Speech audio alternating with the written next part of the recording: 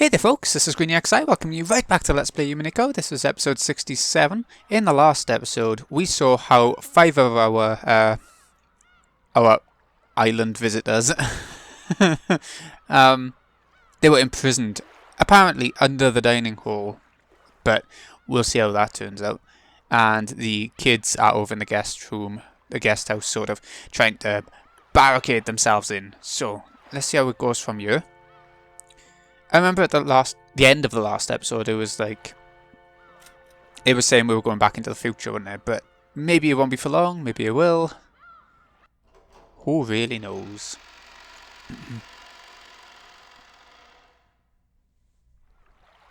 The world of 12 years later, 1998 October.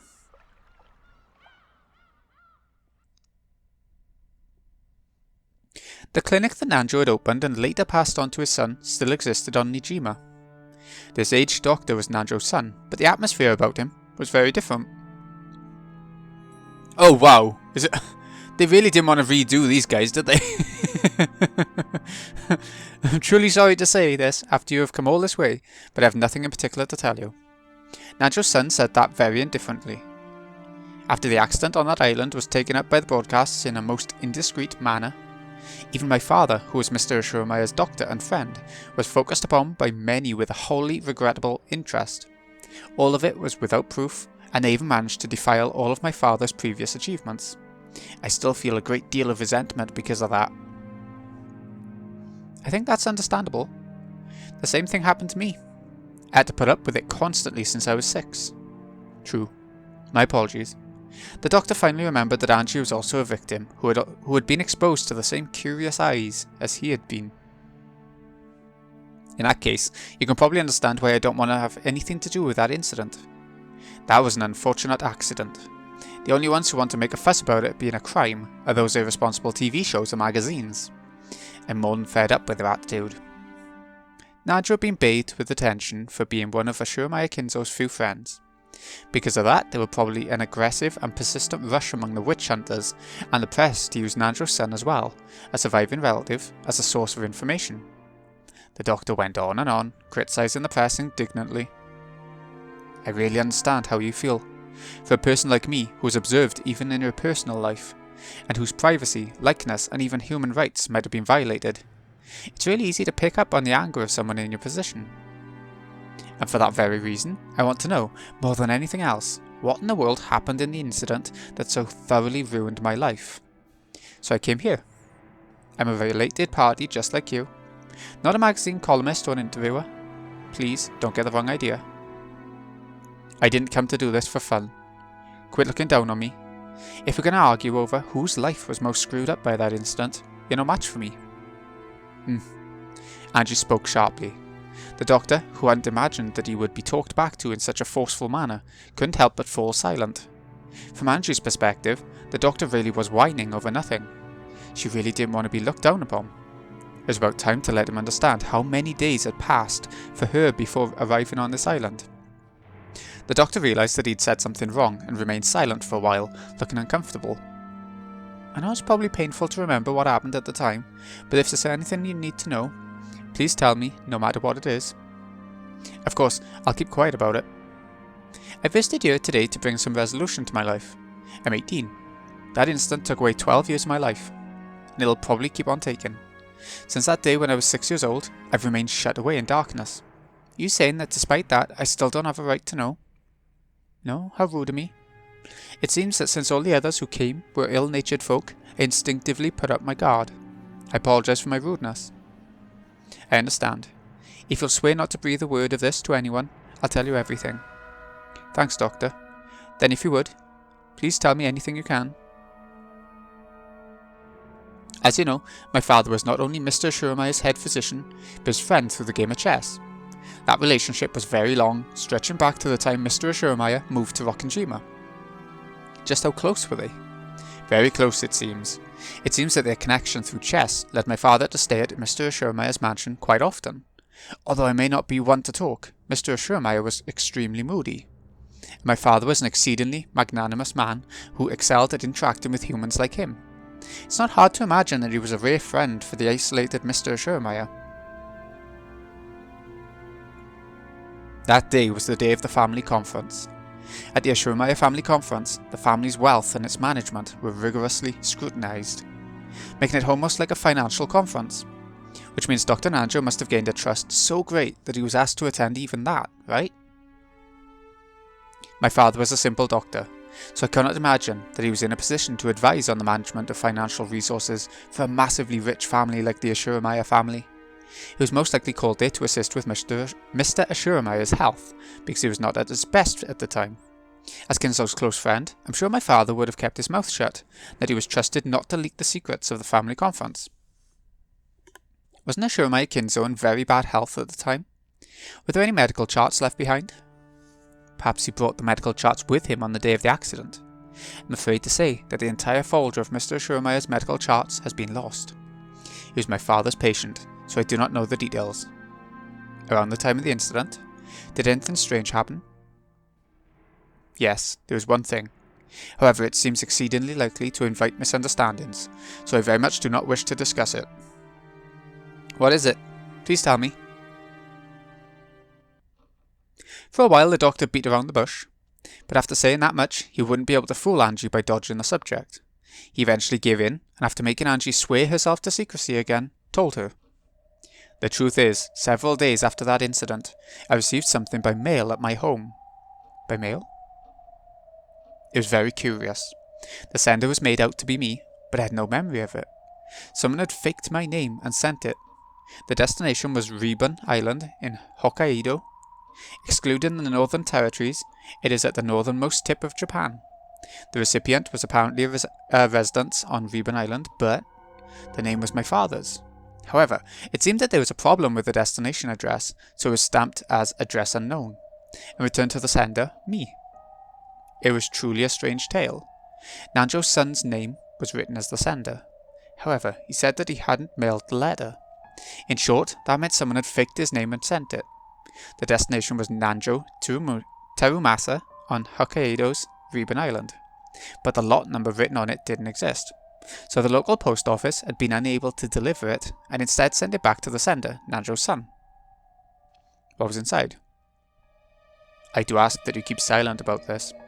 It's extremely troublesome to me as well, and even so, I cannot throw it away. The doctor stood up and faced a bookshelf. There was packed a group of dictionaries that could only have been ornamental, meant to make it very clear that the owner was an intellectual. When he pulled several volumes out from there, a large brown envelope peeked out from behind them. He took that out and tossed it onto the desk. It had been carefully sealed with cellophane tape, and its faded colour and dryness made it clear that it had been sealed 12 years ago. I ask most solemnly for your silence on this matter. Being so persistent that it was annoying, the doctor removed the seal with a paper knife. Then when he tilted the envelope, an already opened mail envelope spilled out. The envelope had a weight to it, hinting that there was something other than a letter inside. The recipient was certainly Nanjo Terumasa. Just seeing that was a huge shock. Following that incident, Nanjo's corpse had not been found, and he had eventually been treated as dead after going missing under extraordinary circumstances. And despite that, this letter addressed to Nanjo in Hokkaido existed. One could almost take this as a sign that he had faked his own death and escaped to Hokkaido. Was Dr. Nanjo really in Hokkaido? I might be butchering that. Or else, was there another person with the same name and last names in Hokkaido? If my father had somehow escaped from the accident and lived on in Hokkaido, that would have made us of his family very happy, regardless of the circumstances. I also thought of that possibility at first. However, the envelope's destination address does not exist. In short, this envelope was mail that had no way of reaching him.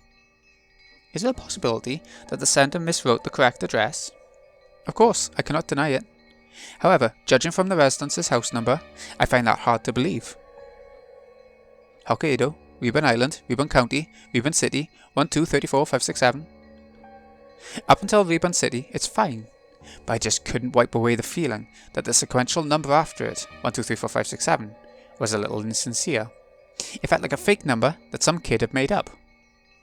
They probably wrote a nonsense number that clearly didn't exist. I think it's natural to assume that, from the very beginning, this envelope was sent to a non-existent residence to which it had no chance of being delivered. If the destination address doesn't exist, mail is generally returned to the sender. But even in the case of an incomplete address, the local post office will often courteously, and to the best of its ability, research to find whether the sender's intended destination exists. When they still can't find it, the mail is sometimes returned after an investigation of several days. It seemed that the same thing had happened with this envelope, and the stamp was postmarked on October 3rd. It was postmarked on Nijima. Nijima was a long way away from Ribbon Island. On top of that, the destination was also nonsensical. It had taken more than a week for the mail to be returned.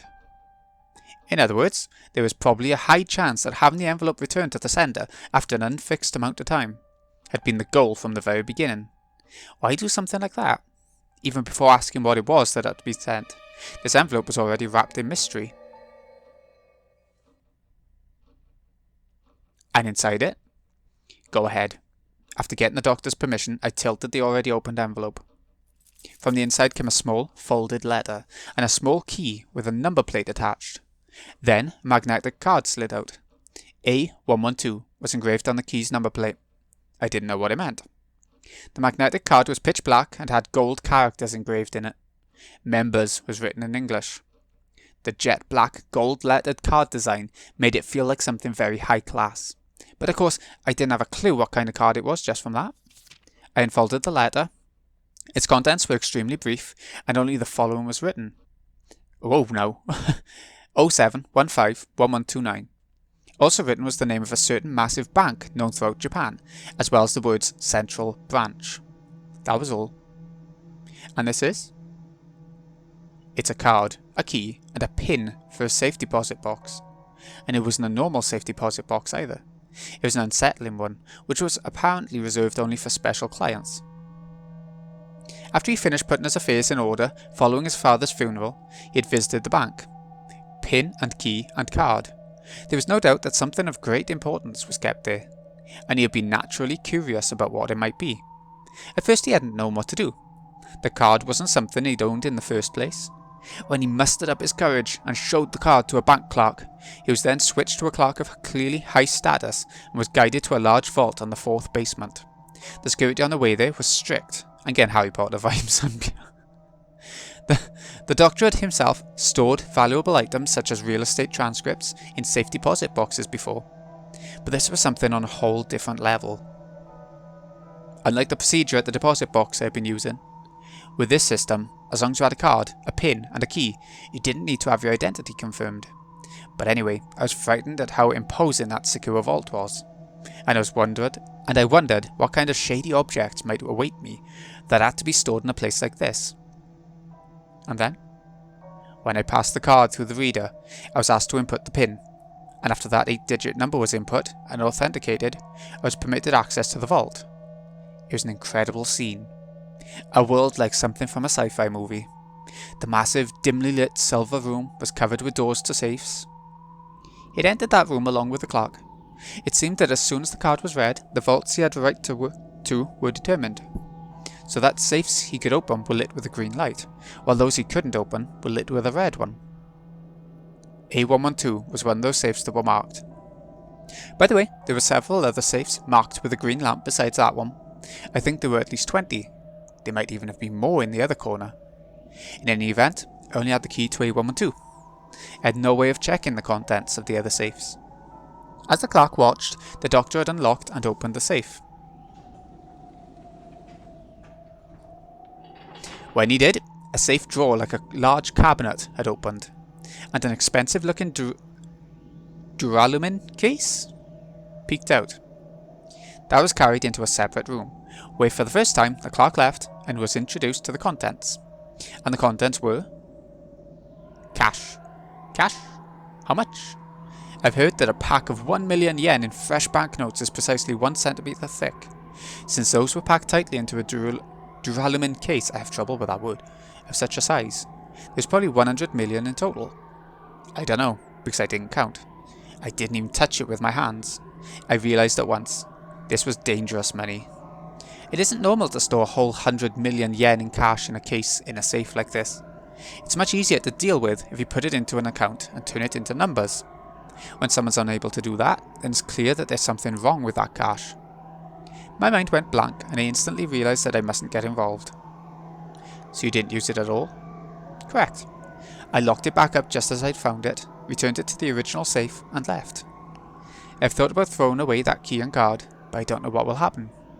For that reason, I've been hiding it in the back of this bookcase for a full 12 years. I still do not know what kind of money that was. Can I borrow this envelope? No. Please just view it here.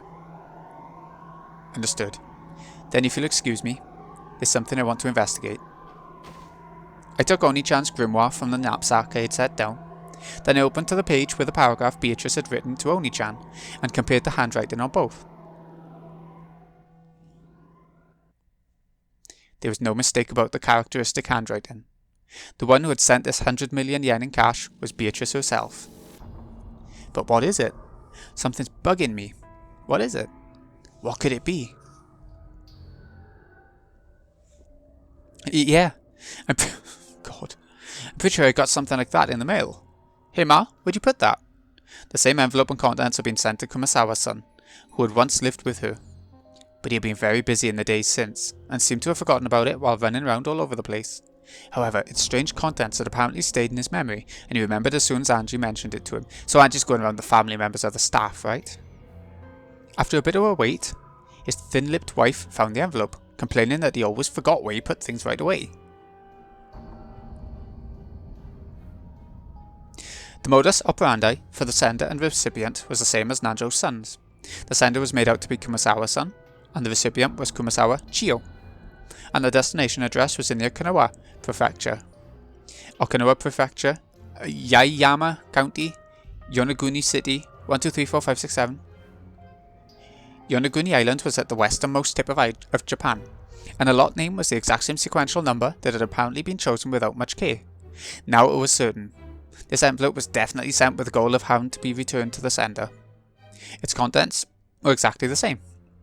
A letter with the pin and the bank's main branch written on it, a magnetic card, a key with an attached number plate. So they're each getting a load of money in the safes, right? Is that what's going on? In a different safe each?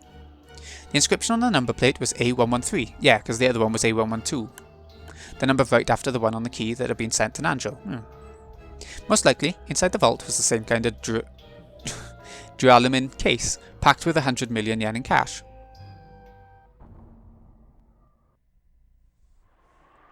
I get the feeling my dead mother sent it to me from beyond the grave. Don't really get what's inside, and it's creepy, so I just left it alone all this time. I totally forgot about it until today. So you know what this is, girl? Could it be that the same kind of thing came to your place? Ah. What is it, Angie-sama? Oh, is it a headache? A headache? Sorry, my head hurts. I've got it. I know. What do you mean, you know? You don't mean this envelope came to your place too, Angie-sama? I've remembered. A strange envelope was also sent to me 12 years ago. After losing my entire family, I was depressed. But it was a really strange thing to come in the mail, so I still had a faint memory of it. It was a strange letter, which I had no memory of sending, but which had me as the sender.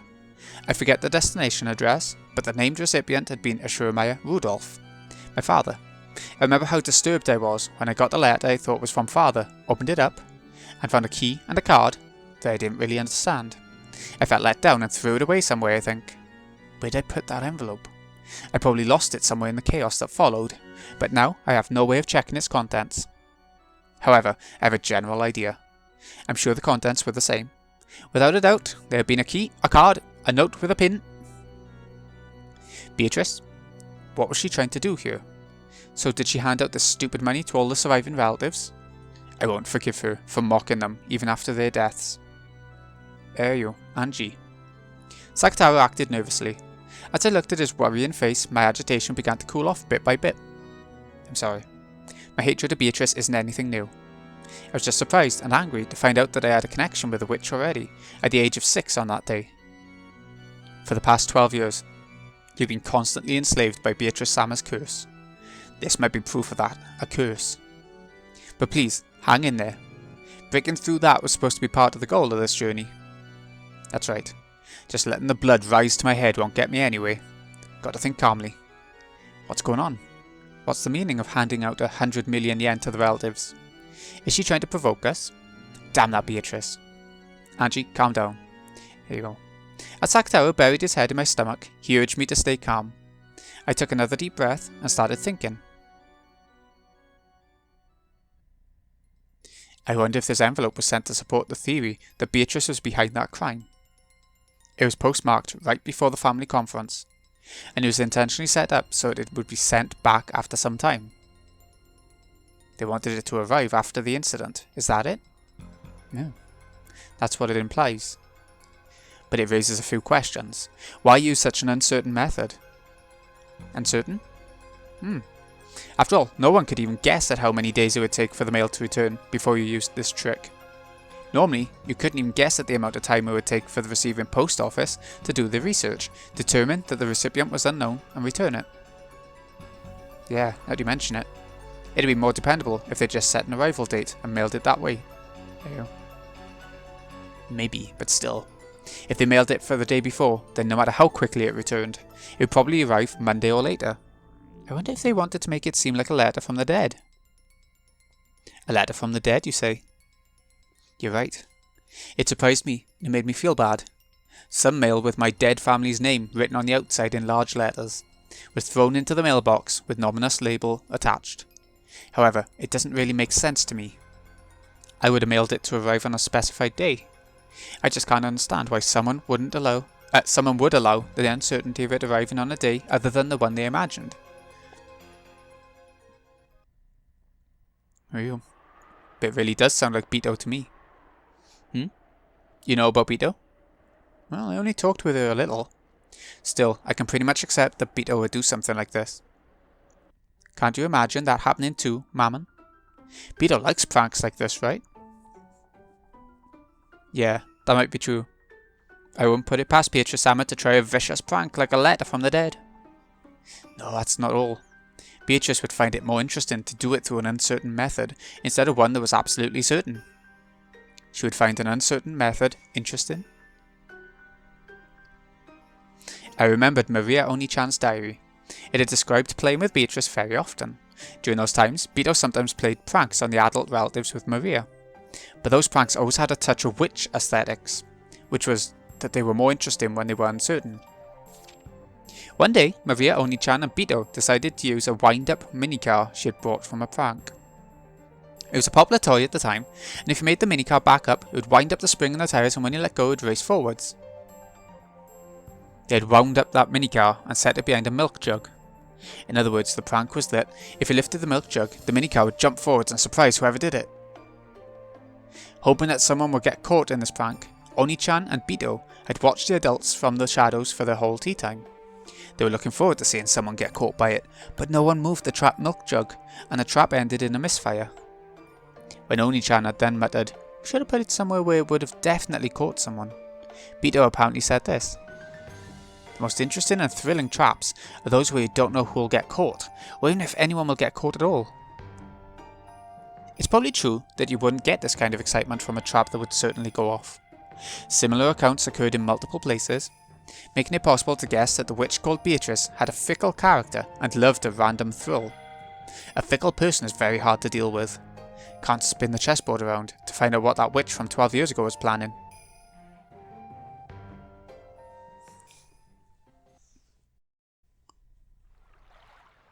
As Angie examined these, her gaze darted from place to place. Then she suddenly showed interest in the wall. There, several framed pictures were hung. Many of them were commemorative photos from when the relatives of the Kumasawa family gathered or went somewhere to play, and Kumasawa was in several. And she still wore a smile that made it so you could almost hear her light-hearted ho ho ho laugh.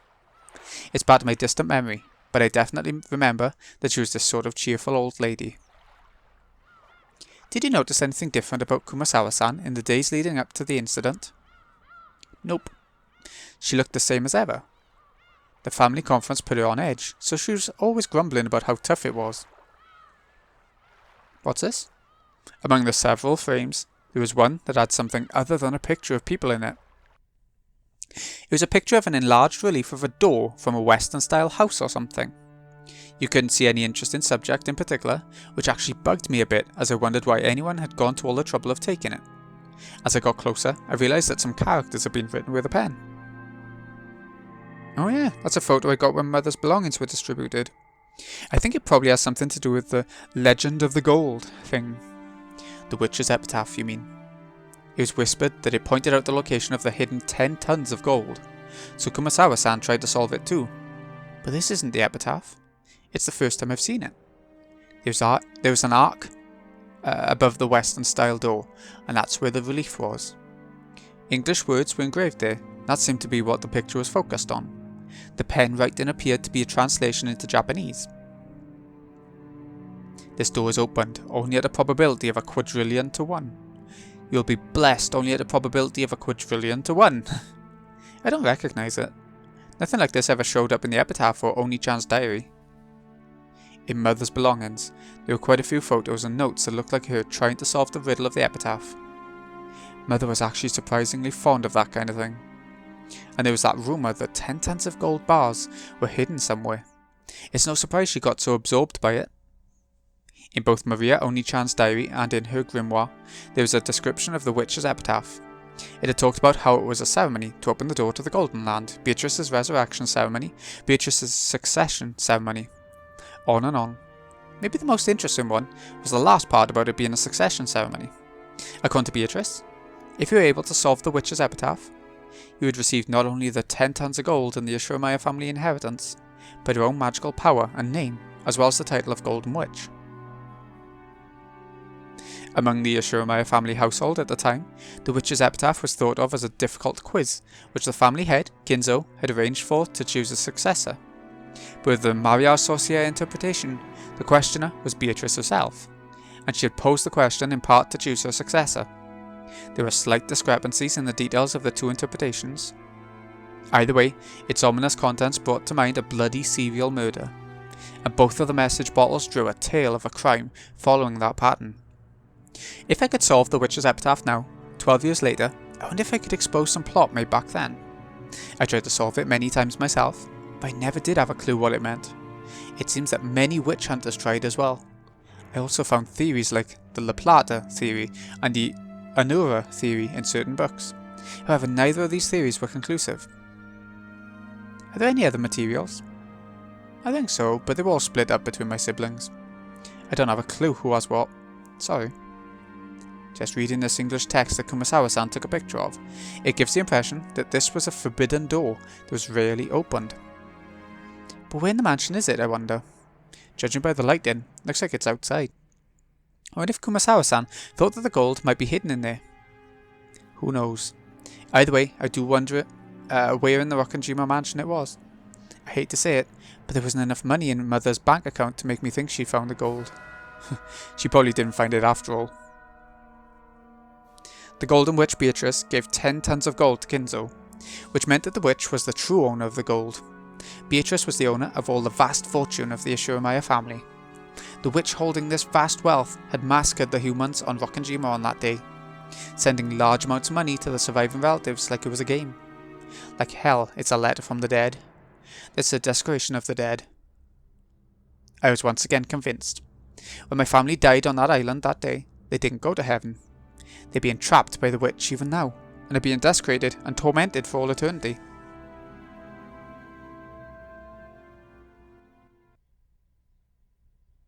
The last place Ange visited was a store in the region between the housing district and the retail stores with a signboard saying Marufuku Sleep Shop. There lived the man who had been the boat captain of the ferryboat to Rokkanjima at the time. Even he, who had once lived as a man of the sea, had retired after contracting a serious illness, and was now taken care of at the house of his son and his son's wife. I remember it very well. You were still about this small. Look how you've grown. And it must have been very tough on you. I know very well how you must feel. The former boat captain was in such high spirits that you couldn't really tell why he had retired in the first place. His memory seemed clear too, and he could remember the events of more than a decade ago well, apparently even about how Ange had been at the time. The way he chatted on was very helpful for Ange, but at the same time he also remembered the final family conference very well. and the fact that he remembered even details like Battler's fall madness on the boat was actually painful for her. It had been so back then as well, but even now there was no public way to cross to Rokkenjima. It was necessary to make an individual request to an owner of a boat to make the voyage. I'd been unable to arrange for a boat to Rokkenjima, so if he refused me, such a voyage would probably become hopeless. I getcha. It won't be easy to find a boat eager to go to that island. By now, there are even some who call it by its old name. Oh, Akuji Kishima instead of Rokkenjima. It's understandable why the sailors around here would turn down your request. From the start, fishermen had feared Rokkenjima as an island of misfortune, and because of that incident 12 years ago, this fear had reached a peak. They respected the sea, feared it, revered it. There were almost no sailors who tried to take a boat to the cursed island.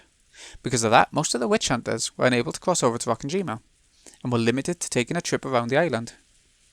Ironically, this had caused the sense of mystery surrounding Rokkenjima to increase even more, which had resulted in the propagation of the bizarre witch stories they loved so much.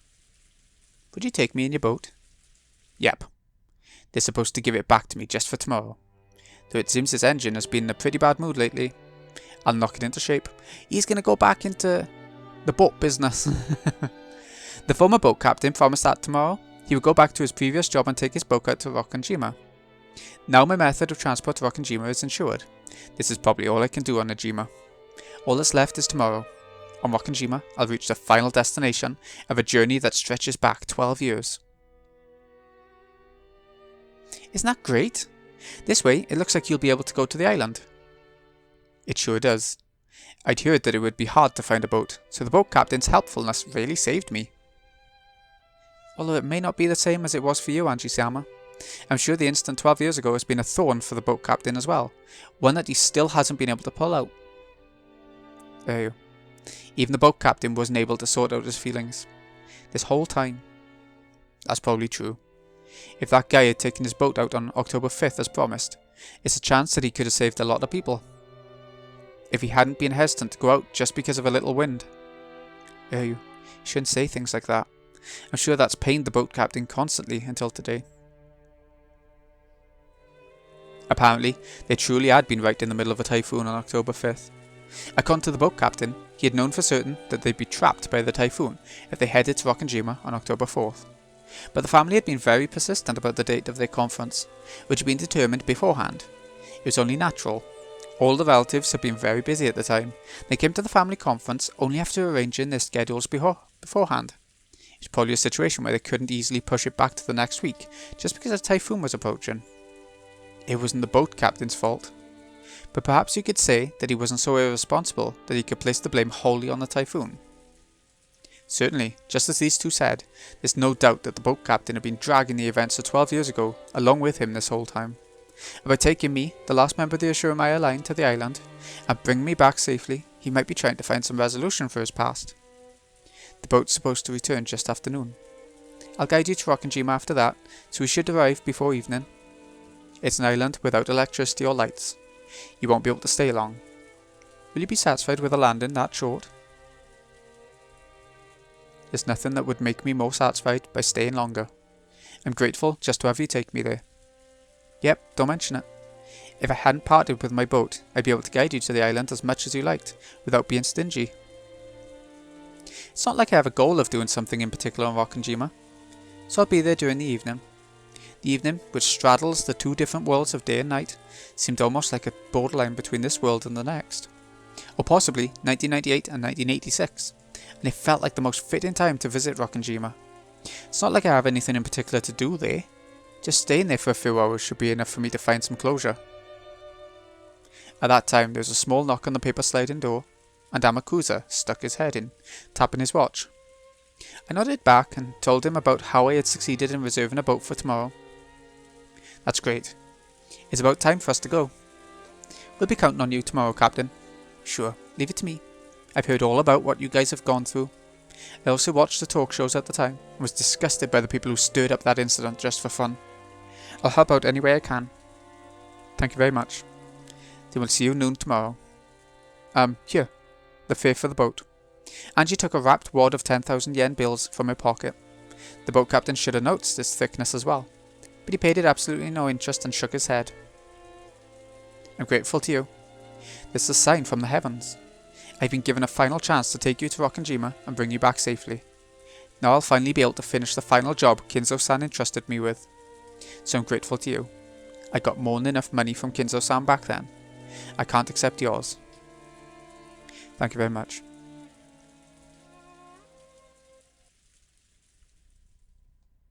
Watch your step on the stairs. It's steep. I went down the steep staircase that was the exact opposite of accessible.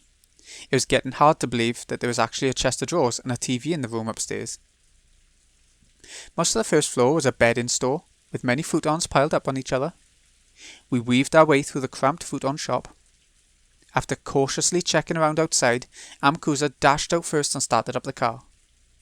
My grandchild's room is empty. I really wouldn't mind if you stayed there. As you see, we got plenty of extra futons. Thanks a lot for the offer. But this way, even if the unexpected happens, you won't be bothered. I don't know the details, but it seems you've been caught up in a lot of trouble. It's a rumour that some suspicious people are searching for someone. That wouldn't happen to be you, would it? Who knows? Ange played dumb, but it looked as though the boat captain had guessed. My job is to take guests to Rokkenjima and bring them back again. That job was put on hold 12 years ago, and it still hasn't ended. So thanks to you, I'll finally be able to finish it. So listen, let me finish this job, okay? Do you understand me? Yeah. It's not like I'm going there to die. But part of me does feel that if I could die on that island, I'd surely be able to go to where my family is. I finally become aware of it. I might have been planning to die on that island. I might have come all this way, heading towards Rokkenjima in search for a place to die. The boat captain had guessed that as well. That's why he repeatedly told me not to die. Yeah, I won't die. I promise.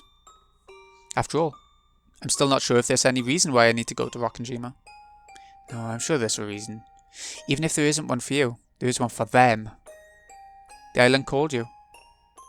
That's why we came here. That might be true. I might have been called. I was called. For what reason? For them. Father, Mother, Battler Oni-chan, and Maria Oni-chan, or maybe the Golden Witch, Beatrice. What's on Rokkenjima, and what will they achieve? Even though tomorrow's finally almost here, I still haven't been able to understand my own mission.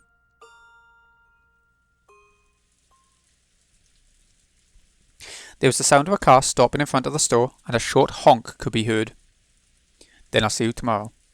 If you'll excuse me. Yep. Winding between the stacks of futons in the cramped store, I was about to go outside. Then my feet stopped. What is it? What is it? That? What? What are you talking about? Trembling all over, I pointed at it. But no matter how much the boat captain squinted, he noticed absolutely nothing in that direction that should have surprised me. That must mean... Impossible! Why? Hey, Angie, what does it mean? What's going on here? I don't have a clue either. There's no way something that ridiculous. Is this magic? A miracle? Yes, this is probably fate. Now I understand. This was my mission. I don't have a clue what... Shaken, I pointed into the thin darkness inside the store and froze up. What is it? You see something there, don't you? I don't see anything. What is it you see? Thank you, Captain. Everything was fate. Even me visiting this place was fate. This is the mission and the purpose that I'm going to Rokkenjima for. Angie-san? What is it? Is something wrong? I don't have a clue either. This girl just froze up while pointing into the darkness. Angie-san? You okay? What can you see? Can't you two see it? It's that, right there. Can't you see it? All I can see is a normal display case. There's no one there, right? Hey, Angie. I don't know what's going on. Is this a dream? Magic? What is it? Angie? Sakutaro lifted his face towards Angie. From his eyes slid a single tear. Angie-sama. I understand, Oni-chan. And Beatrice. Ew. This is magic, isn't it?